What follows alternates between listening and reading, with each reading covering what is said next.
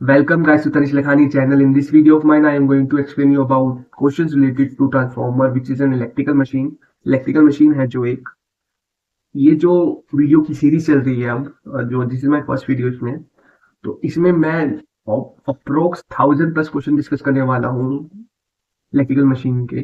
ठीक है, तो जितने भी मेरे PYQs आए हुए हैं related to machine subject, electrical machine subject, चाहे वो ए का एग्जाम हो चाहे PSU का एग्जाम हो, सब सब PYQs को मैं डिस्कस कर रहा हूँ। जैसे अभी आप देख पा रहे स्क्रीन पे कि ये जो मेरा क्वेश्चन है, this is Coal India Limited के एग्जाम से आया हुआ। तो ऐसे ही डेली मैं 15 से 20 क्वेश्चन डिस्कस करूंगा। अगर आपका रिस्पॉन्स अच्छा रहा फॉर द मशीन्स, तो सेम सीरीज मैं पावर सिस्टम के लिए लेकर आऊंगा।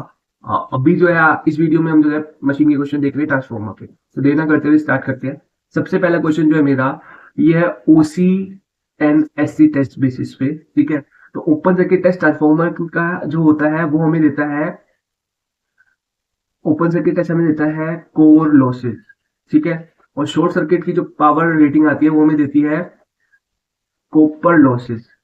ठीक है, तो अभी ये क्या बोल रहा है कि शॉर्ट सर्किट टेस्ट और ओपन सर्किट टेस्ट के लॉसेस दिए हुए हैं। एट व्हाट लोड, लोड बताना है, लोड यानी फ्रैक्शन लोडिंग बतानी है जिस पे मेरी एफिशिएंसी होगी जो ट्रांसफॉर्मर की वो मैक्सिमम होगी। तो जब मेरी ट्रांसफॉर्मर की मैक्सिमम एफिशिएंसी होती है ना, एफिशिएंसी जो होगी वो मैक्सिमम कब होगी, जब जिस रेटिंग पे, जिस लोडिंग पे मेरे कॉपर लॉस जो हो जाएंगे वो कोर लॉसेस के इक्वल हो जाएंगे।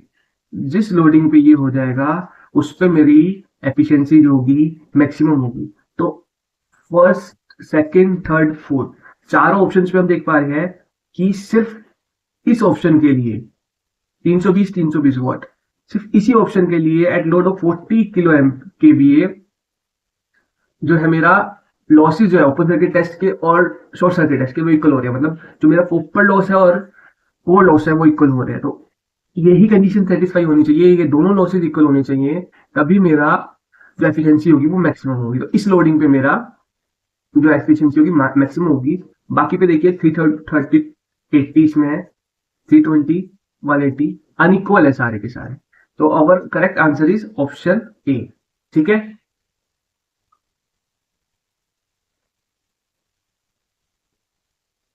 so as explained in this explanation, efficiency of transfer will be maximum when the copper loss is equal to the iron loss. See, this is the condition. Most of the transformer have full load efficiency between 95 to 98.5%. So next question हमारा क्या है? Second question.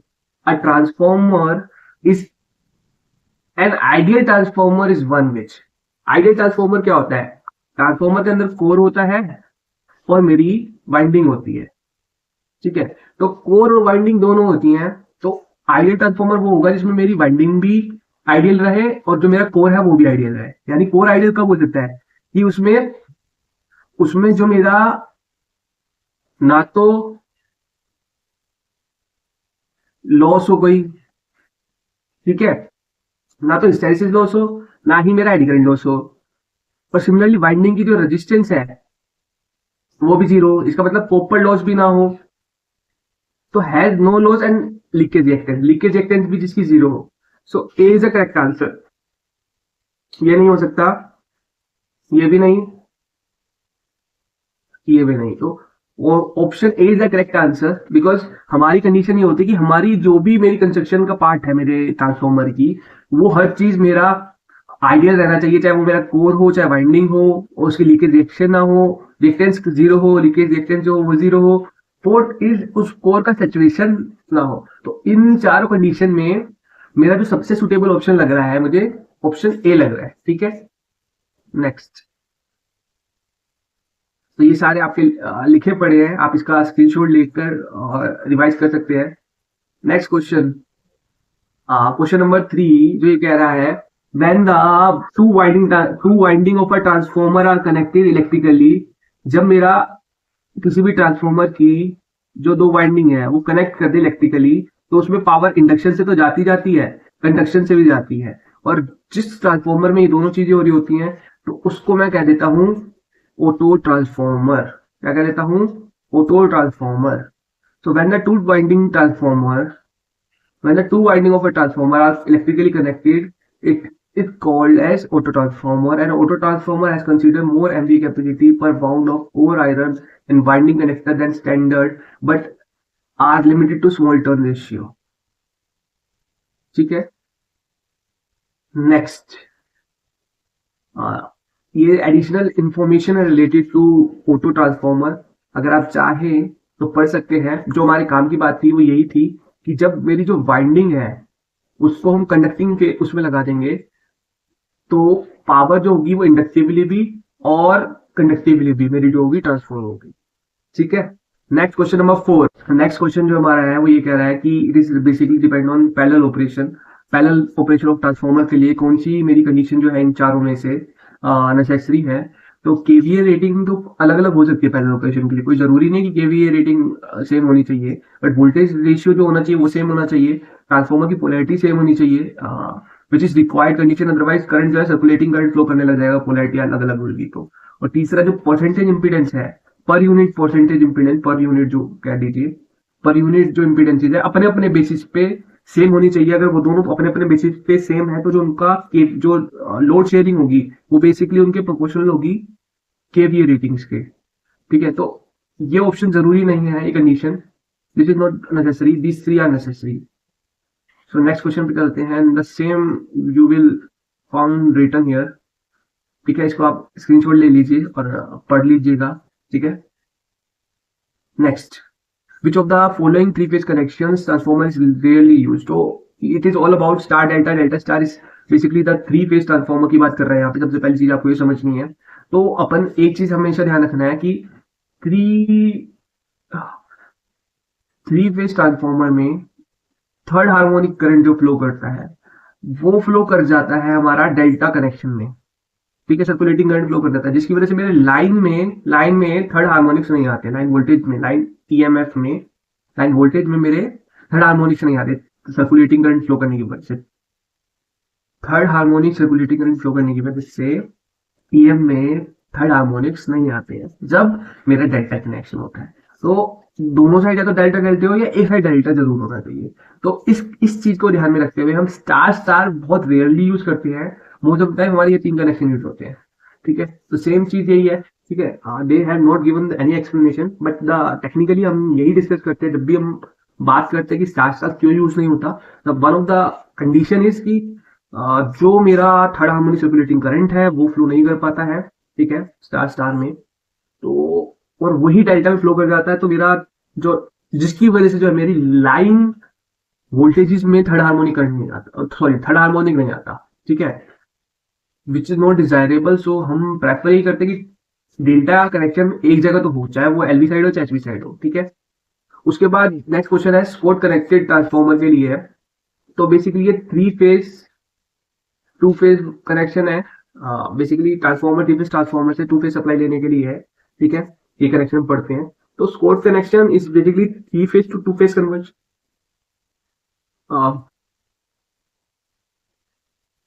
Cord connection of a transformer is used for driving the phase power from three phase source, while the reverse is also possible.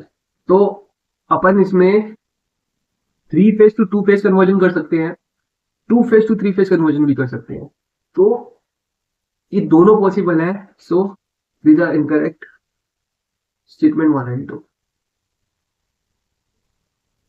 Next question number 7। In order to keep the magnetization current in order to keep the magnetization current at the same level, V by F ratio of a transformer। देखो magnetisation current को जो represent करता है IM से represent करते हैं basically. ये मेरा नो लोड कंपोनेंट होता है ट्रांसफॉर्मर का, which is used to magnetize the core. ठीक है, तो ये किस पे डिपेंड करता है, ये मेरी वोल्टेज रेटिंग पे डिपेंड करता है ट्रांसफॉर्मर की, सप्लाई जो मैंने दी है उस पर, साथ ही साथ फ्रिक्वेंसी पे, ये दो चीजों पे डिपेंड करता है। अगर मैं ये दोनों क्वेश्चन कर दूंगा तो मेरा कहीं ना कहीं ये वी बाय एफ रेशियो को अगर मैं फिक्स कर दूंगा तो मेरा मैग्नेटाइजेशन करंट भी फिक्स हो जाएगा। तो option B is correct. So the magnetization current flow in the transformer irrespective of loading, therefore to keep constant at the level V by F ratio should be fix. Obvious है यार, no load component है ये भाई, तो जितना मेरा voltage और frequency में वेरिएशन होगा, ठीक है, वी बाई एफ के रेशियो में वेरिएशन होगा, उतना इसमें वेरिएशन होगा, अदरवाइज लोड साइड से इसका कोई लेना देना नहीं है, ठीक है ना। अपन आगे चलते हैं। Next question is pretty numerical type लग रहा है भाई, ये 8 क्वेश्चन जो मिला है, क्या कह रहा है, 400 टू 30 वोल्ट का सिंगल फेज 50 हर्ट्ज ट्रांसफॉर्मर है जिसकी जो प्राइमरी वाइंडिंग है वो 400 वोल्ट पे कनेक्टेड है। पूछ क्या रहा है, ये पूछ ये रहा है कि EMF per turn in the primary winding to the ratio पूछ रहा है सेकेंडरी का। तो ईएमएफ पर टर्न क्या होता है, E1 बाय N1 अपॉन में E2 बाय N2, ये बोल रहा है। तो देखो पढ़ते टाइम ध्यान रखना है बच्चे, जल्दबाजी में क्या अपन क्या करेंगे ना, आता अपन को सब है बट जल्दबाजी करते करते क्या करेंगे कि इसमें ऑप्शन कुछ भी करेक्ट कर देंगे, ठीक है। जैसे 430 बाई 400 बाई 230 है तो 1.73 समथिंग दिया है इनका रेशियो N1 बाय N2 का, बट इसने N1 बाय N2 नहीं पूछा है, ईएमएफ पर टर्न पूछा है, तो ये दोनों तो आपस में इक्वल होते हैं भाई। तो इसका मतलब ऑप्शन सी इज करेक्ट। और सेम चीज इसके मेरे ख्याल से आप एक्सप्लेनेशन में भी पाओगे, क्या लुक एट हियर, ठीक है। नेक्स्ट क्वेश्चन नंबर 9, आप ना स्क्रीनशॉट ले लीजिएगा वीडियो पोज करके, ठीक है, क्वेश्चन प्रैक्टिस के लिए। अब ये क्या बोल रहा है, ये एक तरीके से ऑटो ट्रांसफॉर्मर का इसने वो बना रखा है, ठीक है, और basically step down auto transformer दिख रहा है हमें। तो I1 करंट जा रहा है, V1 वोल्टेज अप्लाइड है, I1 करंट जा रहा है, I2 करंट जा रहा है, ठीक है। और प्रोवाइडेड क्या है, V1 जो ज्यादा है V2 से, ठीक है। और पूछ क्या रहा है कि जो secondary power transfer sorry primary to secondary inductor जो होगी वो प्रोपोर्शनल होगी किससे, तो पावर ट्रांसफर क्या होगी, प्राइमरी टू सेकेंडरी। तो इसके सॉल्यूशन पे लेकर चलता हूं आपको, बेटर इससे एक्सप्लेन कर पाऊंगा। जैसे कि हम जानते हैं कि V1 ज्यादा है V2 से, इसका मतलब क्या है, जिस साइड की वोल्टेज ज्यादा उस साइड का करंट कम हो जाएगा। तो I1 स्मॉलर देन I2 ये आया, और टोटल VA क्या होता है, प्राइमरी साइड का V1 I1 हो जाएगा, सेकेंडरी साइड का V2 I2, ये क्या होता है VA रेटिंग ऑफ ट्रांसफॉर्मर। और ट्रांसफॉर्मर केस में क्या होती है, इक्वल होती है, तो वही ये चीज कह रहा है, ठीक है। अब पावर ट्रांसफॉर्मर इंडक्टिवली अपॉन में total power rating, inductively power जो ट्रांसफॉर्मर होगी वो क्या होगी, इस वाइंडिंग में जो करंट जा रहा है, क्या जा रहा है, I2 माइनस I1 जा रहा है, इनटू में क्या होगा, हम अपन को क्या करना है, V2 से इनटू करना पड़ेगा, ठीक है। तो जो करंट इस वाइंडिंग में जा रहा है इनटू में जो इसकी वोल्टेज रेटिंग है, वही मेरी इंडक्टिवली पावर ट्रांसफर हो रही है, ठीक है, अपॉन में टोटल KVA जो कि ट्रांसफॉर्मर का है V2 I2, ठीक है। तो इससे कैंसिल हो जाएगा, तो ये क्या बन जाएगा, I2 minus I1 bye I2। तो ये आया, फिर इसी जगह ये रखा और इसी जगह ये रखा। सो इट इज बेसिकली आपको ध्यान क्या रखना है कि इसमें पावर कंडक्टिवली भी जाती है और इंडक्टिवली भी। इंडक्टिवली के लिए सिंपल है, ये वाली करंट इंटू में ये वाली voltage, total power V2 I2। और कंडक्टिव के लिए क्या करना पड़ेगा, V2 I2 minus V2 I2 minus I1। तो V2 I2 minus I2 plus I1, तो V2 I1, this is the power which is transfer inductively, ठीक है। तो क्वेश्चन इस पे भी आ सकता है। नाउ नंबर 10 की बात कर लेते हैं हम। क्वेश्चन नंबर 10 में क्या बोल रहा है, ये हमें एक फिगर दी हुई है जिसमें हमारे को प्राइमरी साइड और सेकेंडरी साइड से एक लोड रेजिस्टेंस लगाया हुआ है। तो इसमें हमें क्या बोला गया है कि इस ट्रांसफॉर्मर सर्किट में जो गिवन है, इसमें मैक्सिमम पावर जो ट्रांसफर हो रही है सोर्स टू लोड वो कब होगी, ठीक है। तो किस टर्न रेशियो पे होगी, ठीक है। तो हमको इधर क्या क्या है, N1 और N2 अगर हम टर्न रेशियो मानते हैं, तो अगर इस लोड रेजिस्टेंस को सेकेंडरी साइड से प्राइमरी साइड पे रेफर करेंगे तो क्या होगा, जो लोड रेजिस्टेंस होगा वो N1 अपॉन N2 का होल स्क्वायर इनटू में R है, ये हो जाएगा। तो ये जो होना चाहिए ये मेरे सोर्स रेजिस्टेंस के इक्वल होना चाहिए, तभी मेरा मैक्सिमम पावर ट्रांसफर होगा, ठीक है। तो हमको टर्न रेशियो बताना प्राइमरी टू सेकेंडरी, तो N1 बाय N2 क्या बताना है, ये किसके इक्वल हो जाएगा, under root of RS by RL, which is equals to N1 by N2 is equals to under root of 900 by 100, n1 by n2 is equals to 3। तो इस कंडीशन को कौन सा ऑप्शन सेटिस्फाई कर रहा है? Option A is satisfied. आप फिक्र ना करिए, मैं पीडीएफ भी इसकी शेयर करूंगा आप लोगों के साथ, ठीक है? बट उससे पहले आप ये सारे क्वेश्चन एक बार देख लीजिए। तो this is the solution they have provided. Next, ये क्वेश्चन जो है अपन पीडीएफ पे लेट शेयर करूंगा, तो ये क्वेश्चन आपके लिए होमवर्क है, ठीक है? अच्छा क्वेश्चन है काफी। बेसिकली इसमें एफिशिएंसी के बारे में डिस्कशन किया हुआ है, एंड बेसिकली एफिशिएंसी और लॉसेस का कंसेप्ट है। सो बेसिकली आपको इसमें मैं आपको बता देता हूँ कौन सा फॉर्मूला यूज करना है।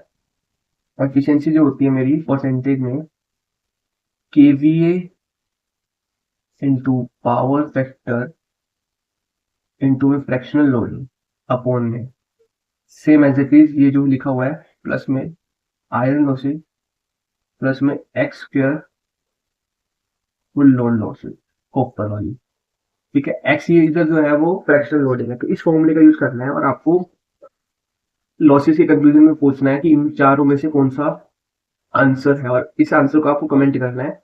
कमेंट आने के बाद ही मैं सॉल्यूशन दूंगा, इसका पीडीएफ ही अपलोड करूंगा मैं, ठीक है?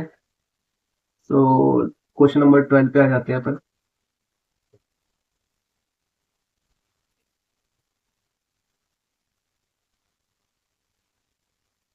Question number 12, 200 to 2000 volt single phase 50 hertz transformer primary and secondary resistance is given respectively. Find the value of equivalent resistance referred to the primary side। ठीक है, तो देखो तुमको प्राइमरी की ऑलरेडी रेजिस्टेंस गिवन है 5 ओम है, और सेकेंडरी की गिवन है 20 ओम है, पर ये सेकेंडरी साइड पे R2, ठीक है? तो हमको इक्विवेलेंट रेजिस्टेंस बतानी है, तो प्राइमरी साइड पे तो R1 प्लस R2 डैश हो जाएगा। तो R1 तो होना, R2 डैश कैसे निकालेंगे? सोर्स साइड अपॉन में डेस्टिनेशन अपॉन में सोर्स इनटू में रेजिस्टेंस। तो ये जो टर्म रेशियो है, तो ये कितना गिवन है? 2200 बाई 2000, मतलब स्टेप डाउन ट्रांसफॉर्मर है, तो 1/10 हो जाएगा ये। इसका होल स्क्वायर करेंगे अपन और 20, तो बेसिकली ये आ जाएगा 20/100 विच इज 0.2। तो ओवर एंड ऑल ये जो आएगा वो आ जाएगा 5 प्लस 0.2, तो 5.2 ohm is the answer. I hope कि जो आंसर है अपना वो करेक्ट हो, right? So this is the method. आपको ये याद रखना है इसमें बेसिकली जो बहुत काम आने वाला है, कि जिस साइड हम जा रहे हैं, चाहे प्राइमरी से सेकेंडरी रेफर कर रहे हो तो सेकेंडरी साइड रेफर कर रहे हो तो N2 आएगा ऊपर। फिर दूसरी जिस साइड से जा रहे हैं, जिस साइड जा रहे हैं वो टर्न्स अपॉन में जिस साइड से जा रहे हैं, मतलब डेस्टिनेशन अपॉन में सोर्स का रेशियो का स्क्वायर इनटू में वो रेजिस्टेंस, ठीक है? अभी N1 से जा रहे हैं तो R1, इधर हमने उल्टा किया क्योंकि हमने इस तरफ से इस तरफ रेफर किया, ठीक है? आई होप सो आपको ये छोटा सा कंसेप्ट क्लियर हो। मेरी कोशिश इसमें यही है कि जितने मैक्सिमम क्वेश्चन मैं आपसे डिस्कस कर सकूं उतने करूँ, क्योंकि यूट्यूब पे ऑलरेडी बहुत प्यारी वीडियोस अपलोड कर रही है बहुत सारे टीचर्स ने, ठीक है? आप उनको रेफर कर सकते हैं फॉर योर कंसेप्ट बिल्डिंग। पर क्वेश्चन प्रैक्टिस मैं अपने एंड पे करवा रहा हूँ, एंड मुझे पता है कि काफी ऑलरेडी टीचर्स अपलोड कर रहे हैं, बट मेरे को ये है कि एक रेफरेंस बुक को मैं कैसे आप लोगों तक पहुंचा सकता हूँ, मेरा मेन मोटिव यही है। तो the best thing I am doing at my and, आपके कुछ सजेशन तो जरूर मुझे बताइए, मैं अपने एंड पे अगर पॉसिबल होगा तो उसको भी एग्जीक्यूट करना चाहूंगा। तो देख लेते हैं। तो स्टेप अप की तरह है, और इनपुट साइड जो है वो 2400 है, तो एडिटिव पोलैरिटी आएगी, तो ये 240 आएगा, ये 2400 आएगा, तो आउटपुट साइड की वोल्टेज हो जाएगी 2640, 2400 आएगा। आउटपुट साइड का करंट पता चल जाए अपने को, तो हम केवी रेटिंग में रखेंगे, तो आउटपुट साइड का करंट क्या होगा? वही करंट होगा जो मेरे 2 वाइंडिंग ट्रांसफार्मर की 240 वोल्ट वाली वाइंडिंग से फ्लो कर रहा होगा, ऑब्वियस है। तो वो होगा कितना? 50 KVA rating of 2 winding transformer upon में वोल्टेज रेटिंग इनटू में मैं कर दूं जो मेरी वोल्टेज आ गई, ये मेरा वोल्टेज हो गया ये। तो V I is basically the KVA rating, ये 11 पे गया, तो 550 केवीए मेरा आ गया, तो इधर से क्या समझने का है अपने को, पहले तो ये देखना कि additive polarity I will step up है। दूसरा, इसकी जो आउटपुट करंट होगा वो वही करंट होगा जो मेरा 240 वाली बाइंडिंग का करंट है, तो वो करंट निकाल लिया मैंने केवी रेटिंग अपॉन में 245। तो केवी किसका लेना है हमने, टू वाइंडिंग ट्रांसफॉर्मर करेंगे, इनटू में वोल्टेज कर देंगे तो मेरे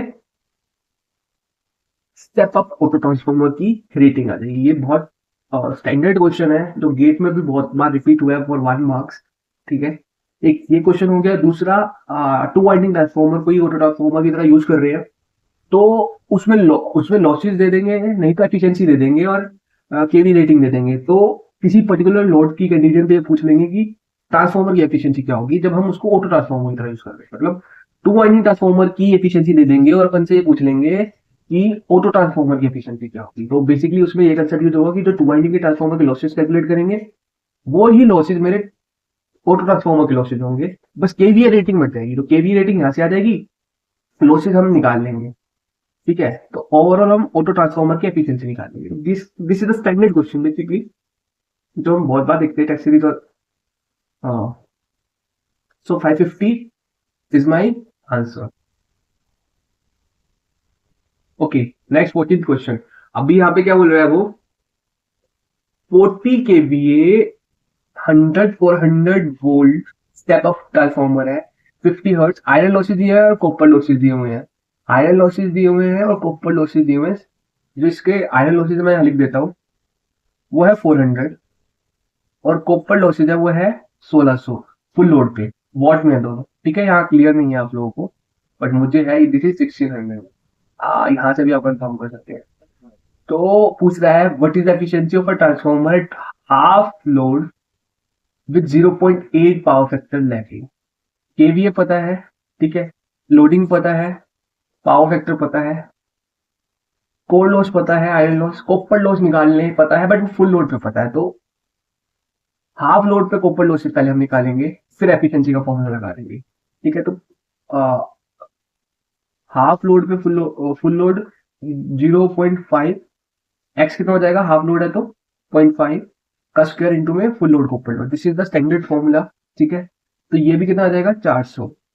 तो आयरन लॉस और कॉपर लॉस दोनों बराबर आ रहे हैं, तो मेरा ओवरऑल एफिशिएंसी क्या हो जाएगा, एक्स इंटू के वी ए इंटू में कॉस 5, फिर ये factor repeat plus P I plus half load वाले लॉसेस। तो कुछ इस तरीके से एफिशिएंसी चाहिए। एक्स कितना है मेरा 0.5 इंटू 40 इंटू 0.8 इंटू 10 की पावर 3 इंटू में अपॉन में सॉरी सेम फैक्टर प्लस 800। तो जब इसको सॉल्व करेंगे, 800 क्या है, 400 मेरे कॉपर लॉसेज है और 400 मेरे आयरन लॉसेज है। तो इसको सॉल्व जब करेंगे तो हमें क्या मिलेगा, हमें कुछ इस टाइप से मिलेगा फाइनली। तो जो आंसर आएगा वो क्या आएगा, 95.2। ठीक है, होप तो आपको ये क्लियर हो। नेक्स्ट 15th क्वेश्चन पे हमारा टारगेट अपना ये है कि अपन एटलीस्ट 20 क्वेश्चन आज करने। इस वीडियो में मेरे ख्याल से 24 क्वेश्चन है, तो चलो देखते कितने होते हैं। सिंगल फेज ट्रांसफॉर्मर है, आयरन टोटल आयरन लॉसेज उसमें 250 वॉट 50 हर्ट्ज पे और 400 वो सप्लाई पे। जब हमने 200 और 24, तो आयरन लॉसेज अपने को क्या मिले 850। तो अपने को बताने इस वोल्टेज पे, ठीक है, मेरे एडी करंट लॉसेस क्या होंगे। तो बेसिकली जब मेरा V बाय एफ रेशियो जो है कॉन्स्टेंट रहता है अगर, तो मेरे हिस्टैरिसीस लॉस जो होते हैं वो प्रोपोर्शनल होते हैं फ्रीक्वेंसी से,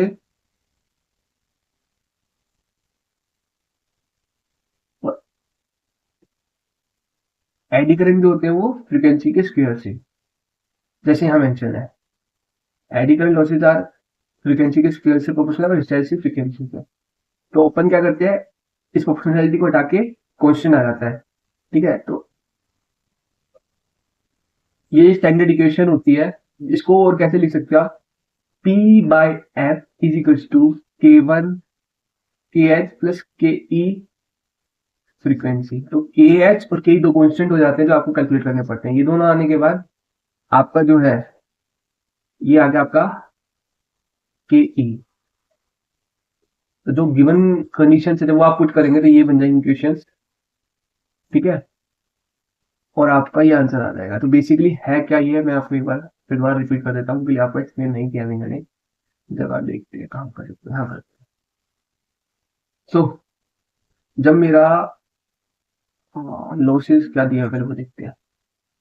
हाँ, 250 250 वॉट है कब, जब मेरी फ्रिक्वेंसी 50 है, तो 250/50 P1 plus K1 plus 50 K2, K1 plus 20 K2 is equal to 850/25।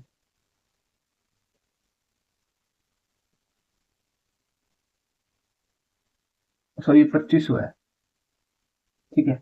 तो इन दो इक्वेशंस को जब हम सॉल्व करेंगे तो अपने को यहाँ से K1 K2 मिल जाएंगे। तो K1 का यूज करके हम हिस्टैरिसीस लॉसेस निकाल सकते हैं, K2 को यूज करके अपन एडी करके यूज कर निकाल लॉसेस निकाल सकते हैं। बात सिंपल सी है, K1 बोल लो, AB बोल लो या KH KE बोल लो, सब एक ही बात है। हमारे एग्जामिनेशन पे भेज जाइए कि हम अपन क्या लेट करते हैं, ठीक है। ये भी अच्छा क्वेश्चन है और बहुत स्टैंडर्ड क्वेश्चन है। Next question number 16।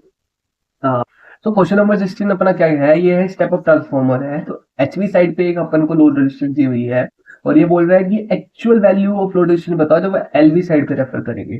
तो इसके लिए सिंपल सी बात है, पर यूनिट इंपीडेंस तो दोनों जगह सेम रहेगी ना। तो अपन को सिर्फ क्या करना है, रेजिस्टेंस पर यूनिट में इंटू में एलवी साइड के बेस रेजिस्टेंस से इंटू कर देना है। तो अपन को एलवी साइड का एक्चुअल रेजिस्टेंस मिल जाएगा। तो आर पर यूनिट में 2.5 इंटू में वी एलवी बेस का स्क्वायर अपॉन में एस बेस, 2.5 इंटू में रेजिस्टेंस कितना है, वोल्टेज कितना है, वोल्टेज है 200 इंटू 200 अपॉन में 10 इंटू 10 की पावर 3। ये मेरा केवीए बेस आ गया। तो ये कैंसिल आउट हो जाएगा 4, ओवरऑल ये 10 ओम आ जाएगा। तो मेरे हिसाब से option A is the correct answer. See this is the solution given by them. But अपन इस तरीके से कर सकते हैं, अगर हम कोई बेसिक चीज ये याद रहे कि पर यूनिट जो होती है ट्रांसफॉर्मर के दोनों एंड पे सेम रहेगी, बट जब हम कन्वर्जन करेंगे तो रिस्पेक्टिव बेस साइड जो रिस्पेक्टिव बेसिस है मेरे, उसके बेसिस पे हम कैलकुलेट कर सकते हैं। अगर एलवी साइड निकालना है, अगर एचवी साइड निकालना होता तो यहाँ पे सिर्फ मैं एचवी का बेस ले लेता, ठीक है। तो मैं इसको आगे के लिए रब कर देता हूँ, आप नोट कर लीजिएगा। सो कभी कभी ना वट आई फाइंड, हो सकता है कि मैं गलत भी हूँ, बट मेरी ये है कि अगर आपको चीजें पता है तो पहले इनके मेथोलॉजी के हिसाब से जाएंगे तो see what they have done, explanation proper है but it is time consuming. और पेपर में जब आपको छोटी छोटी चीजें याद आ जाती है ना, तो एडवांटेज रहता है, बस इतना है। क्वेश्चन नंबर 17 पे आ जाते हैं अपन। While performing short circuit test on a single phase 1100 to 220 volt 50 hertz transformer, LV side short circuited, wattmeter की रीडिंग आई है। तो जब शॉर्ट सर्किट टेस्ट करते हैं तो अपन को ये ध्यान रखना है कि वो मेरे को कॉपर लॉसेस दे रहे हैं, और जिस लोड पे हुआ है उस लोड के कॉपर लॉसेस। अगर फुल लोड पे हुआ है तो फुल लोड, ठीक है। अब वो क्या बोल रहे हैं, if the same test is perform with HV side short circuited then the reading of transformer. तो देखो बेसिकली जो रीडिंग है वो क्या रिप्रेजेंट कर रही है, वो हमारे लिए इंपॉर्टेंट है। तो वॉट मीटर की जो रीडिंग है जब मैं शॉर्ट सर्किट कर रहा हूं तो वो मुझे मिल रही है कॉपर लॉसेस। तो मैं एचवी को शॉर्ट करूं या एलवी को शॉर्ट करूं, फर्क क्या पड़ेगा यार। ट्रांसफॉर्मर की जो कंस्ट्रक्टेड रेजिस्टेंस आ रही है वो तो सिमिलर है ना, वाइंडिंग तो वही रहेगी ना। नो डाउट अपने जो मेजरिंग इंस्ट्रूमेंट है वो डिफरेंट रेंज के हो जाएंगे, ठीक है। एलबी को शॉर्ट करना और एचवी को शॉर्ट करने पे इंस्ट्रूमेंट की रेंज डिफरेंट होगी, नो डाउट मेजरमेंट का जो है सेम, बट जो लॉसेज है they will be same. So I hope इसका आंसर ऑप्शन ए हो। Here, case 1 and case 2 in both power loss is same. Since when short circuit test perform on LV side, their losses is 60 volt when, so they have solved. इन्होंने किया है, solution दिया है proper, but मैंने जो आपको बोला वो ध्यान रखना है भाई। ये शॉर्ट में किसी भी एंड पे करूं वो हमारी चॉइस होती है। नो डाउट हमारे को मेजरिंग इंस्ट्रूमेंट का देख करके अपने को ये ध्यान रखना होता है कि एलवी साइड पे अपन रेटेड वोल्टेज अप्लाई करें, एचवी को शॉर्ट कर ओपन करें, सॉरी, जब हम ओपन सर्किट टेस्ट करते हैं, और vice versa for short circuit test. But the thing is that अगर हम वो कंडीशन तब हम अप्लाई करते हैं ताकि हमारे लिए सेफ्टी रहे, और मेजरिंग इंस्ट्रूमेंट को देखते हैं कि हाँ लो रेटिंग के मेजरिंग इंस्ट्रूमेंट मिल जाएंगे। बट अगर हम उल्टा भी परफॉर्म करते हैं और ये मान लिए फिजिबल है अगर कि हमारे पास इंस्ट्रूमेंट है, तो उसका कुछ ज्यादा फर्क नहीं पड़ेगा। ठीक है, चलो आगे चलते हैं अपन। डिस्कशन बहुत लंबा खींच रहा है। क्वेश्चन नंबर 18 पे आते हैं। A power supply having output resistance of 1.5 ohm supplies a full load current of 50 milliampere to determine the percentage voltage regulation. Percentage voltage regulation. तो परसेंटेज वोल्टेज रेगुलेशन का मतलब क्या होगा? सिंपल सी बात, power supply having output resistance of 1.5 ओम, ठीक है, और full load current है ये। तो एक तरीके से जब आउटपुट वोल्टेज की बात करूं तो क्या होगी? आउटपुट करंट इनटू में आउटपुट रेजिस्टेंस, सही है क्या नहीं? और जब हम सप्लाई कर रहे हैं तो ये करंट फ्लो कर रहा है टू 50 ओम, मेरा ये लोड है। तो जो अरेंजमेंट होगी वो कुछ इस तरीके से होगी। ये मेरा आउटपुट रेजिस्टेंस हो गया, ये मेरा लोड रेजिस्टेंस हो गया। कायदे से वी नॉट वीएल के इक्वल होना चाहिए था।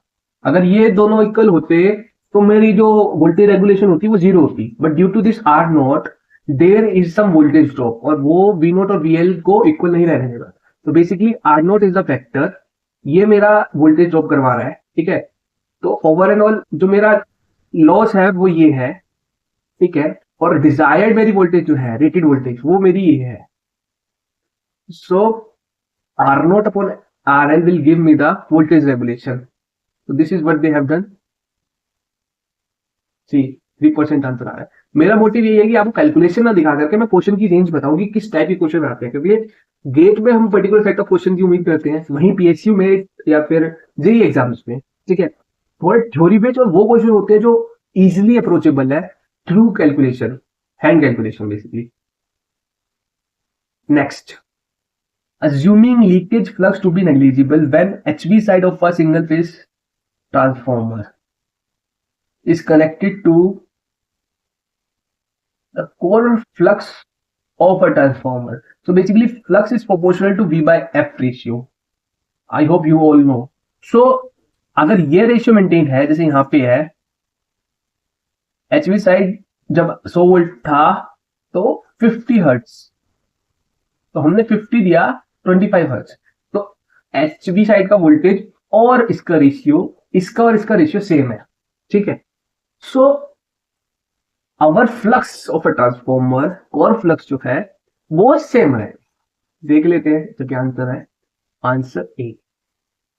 ओके, सॉरी पीडीएफ ना थोड़ी ब्लर हो रही है, उसके लिए माफी चाहता हूँ, नेक्स्ट टाइम मैं ध्यान रखूंगा।